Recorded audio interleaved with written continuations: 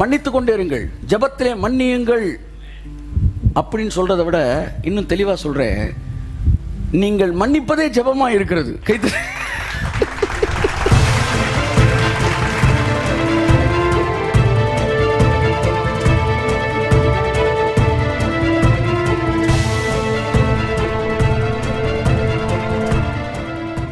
ஆமென்.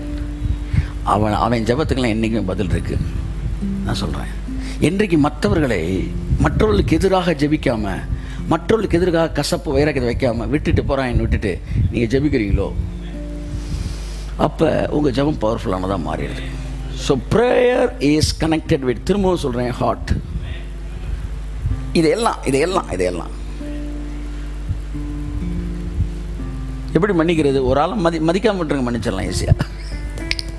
ரொம்ப மதிச்சிங்கன்னா தான் சிக்கல்.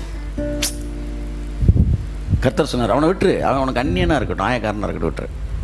இன்னைக்கு காலையில் வாசித்தேன், அதை வாசிப்போம். மத்தேயு 18:15.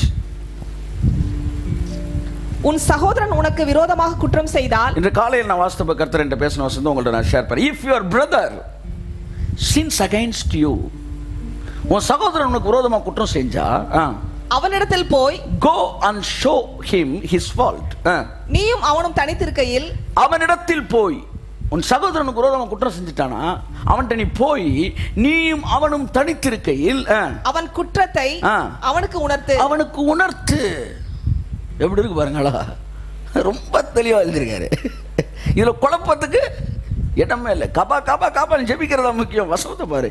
If your brother since against you, உன் சகோதரனுக்கு விரோதமாக குற்றம் செய்தால் go and show him his fault. அவன்கிட்ட போய் அவனுடைய தவறு அவனுக்கு சொல்லு. just between the two of you, நீங்க ரெண்டு பேரும் மட்டும் இருக்கணும், ரொம்ப முக்கியம். மூணாவது ஆள் அங்கே கூட்டிட்டு வந்து கடைய வரிக்க கூடாது. நீயும் அவனும் தனித்திருக்கையிலே அவன் குற்றத்தை அவனுக்கு உணர்த்து. அப்ப அவன் சொல்லுவான், இல்ல இது நீ செய்த தவறு, இதுதான் முக்கியம்னு பேசுவான். இதுதான் ஒரு கிறிஸ்டியன் லைஃப், இதுதான் கிறிஸ்தவ வாழ்க்கை. This is the method of Christian life, principle of Christian life. உங்களுக்கு விரோதமாக ஒரு தவறு செய்வாரானால் நீங்கள் அவரிடத்தில் போய் அவர் குற்றத்தை தனித்திருக்கையில் உணர்த்த வேண்டும். உணர்த்த கழுத்த நெருக்கணும், உணர்த்தணும் சொல்லியிருக்கு. இது எதை பேசும்போது பேசுற, பிரேயரை பேசுறப்ப தான் பேசுறாரு. இந்த கிறிஸ்தவர்கள் எல்லாம் நான் கேட்கிறேன், ஒவ்வொரு தடவையும் ஜெபிக்கும் போது உங்கள் எதிரியை மன்னிச்சுக்கிட்டே இருந்தீங்கன்னா நீங்க எத்தனை ஆயிரம் ஜெபம் பண்ணியிருப்பீங்க. இன்னைக்கு உங்களுக்கு எதிரியே இருந்திருக்க மாட்டாங்க. ஏன்னா ஒவ்வொரு ஜெபத்தையும் நீ மன்னிக்கிறீங்களே. ஆனா இத்தனை ஆயிரம் ஜெபம் பண்ணி எதிரிகள் இருந்துகிட்டே இருக்கிறாங்கன்னா இவன் ஒரு ஜெபத்துல கூட எவனையும் என்ன செய்யல. பிரேயர் தனி ரூட்ல போகுது, ரிலேஷன்ஷிப்பு தனி ரூட்ல போகுது. அதனால இந்த ரூட்ல வந்து குட்ஸ்ல அப்படியே அடுக்கி வச்சுக்கிட்டே வந்துகிட்டே இருக்கான் எதிரிய. இந்த பக்கம் வந்து காபா என்ன காபான்னு போய் துணி எடுத்துட்டு வர வேண்டிய அவனுக்கு போய். புரியுதா உங்களுக்கு? இது ரெண்டும் ஒரே ட்ராக்குங்க. ஒவ்வொரு முறையும் நீங்கள் ஜெபிக்கும் போது உங்கள் எதிரிகளை மன்னியுங்கள். ஒவ்வொரு முறை ஜெபிக்கும் போது உங்களுக்கு விரோதமாய் கிரியைகள் மன்னியுங்கள். இயேசு ரத்தம் தெளிக்கப்படட்டும். இயேசு ரத்தம் தெளி. கடவுளுக்கு உங்க இருதயம் தெரியும். உங்க இருதயத்தில் பார்ப்பாரு, எவ்வளவு சவுண்டு கொடுத்தா மனசுல மன்னிச்சிருக்கா இல்லையான்னு பார்ப்பாரு. ஆமா, நீங்க சவுண்டே கொடுத்துருப்பீங்க, ஆனா உங்களை ஒன்றும் சொல்ல மாட்டாங்க, நம்ம வேடான்னு. என்ன அவன் மனசுல ஒன்றும் கிடையாதா? கையெழுத்து இருக்கு. That's a place where we stand. Amen. Amen. Amen. If your brother sins against you, prayer powerful ஆகுது. ஒவ்வொரு ஜெபத்துக்கும் மன்னியுங்கள்.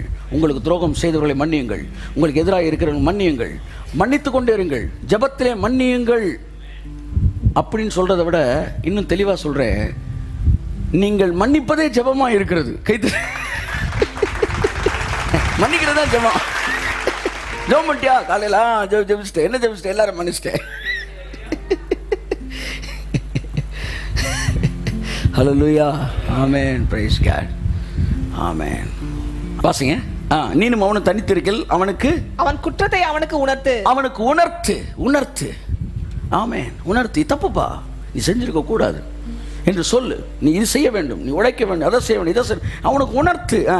அவன் உனக்கு செவி கொடுத்தால், if he listen to you, அவன் உனக்கு செவி கொடுத்தால் உன் சகோதரனை ஆதாயப்படுத்திக் கொள். கைத்தட்டி கொள்றாங்க. Oh, what a beautiful, amazing. If he listens you, you have won your brother over. நீ உன்னோட சகோதரனை வின் பண்ணிட்ட. உன் சகோதரனை வின் பண்ணிட்ட. வின்னுன்ற வார்த்தை இருக்கு ஆங்கிலத்தில். அப்படின்னா என்ன அர்த்தம்? போட்டியில் தோத்தாலும் சகோதரனை ஜெயிச்சிட்ட. சரி, அப்போ அவன் லிசன் பண்ணலன்னா நீ என்ன செஞ்சிட்ட? லூஸ் பண்ணிட்ட. அது என்னன்னா, ரிலேஷன்ஷிப் போகிறதுன்றது எந்த வகையில் பார்த்தாலும் அது நஷ்டம்தான்.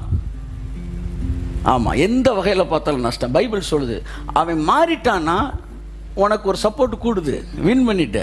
எப்போவுமே நம்ம வின் பண்ணுறதுக்கு தான் இருக்கிறோம். கை தட்டுங்க அவருக்கு. ஹல்லேலூயா.